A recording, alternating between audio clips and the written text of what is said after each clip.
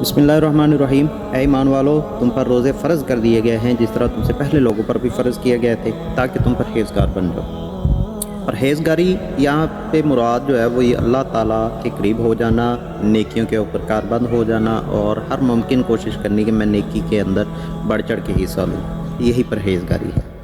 और आपने ये बात देखी होगी कि 11 माह के अंदर अगर किसी से पूछा जाए कि यार ये गुनाह क्यों होते हैं, तो वो कहेगा कि ऑटोमेटिकली शैतान जो है ये बड़ा ज़ालिम है, ये आपसे गुनाह करवा जाता है।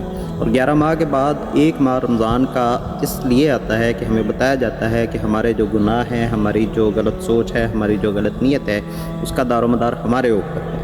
शैतान बदनाम है, शैतान अल्लाह का दुश्मन है, लेकिन शैतान इंसान से, मुसलमान से ज़्यादा हैवी नहीं, मुसलमान पर हावी नहीं हो सकता। ये वाज़ेह पैगाम है माह रमज़ान के अंदर। तो इस रमज़ान के अंदर कोशिश करें कि कोई एक नेकी अडॉप्ट कर लें जिसको आप पूरे 11 माह चलाएँ।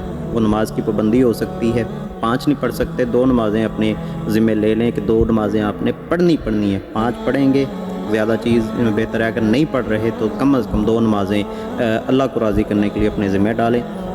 वो नेकी नमाज़ पढ़ना भी हो सकती है, वो नेकी सदका खैरात भी हो सकती है, और ख़ास तौर पर वो नेकी ये भी हो सकती है कि आप अपने एक वक्त का खाना छोड़कर किसी गरीब मस्कीन यतीम को भी खिला सकते हैं।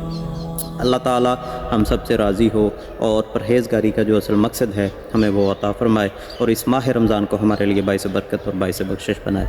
आमीन।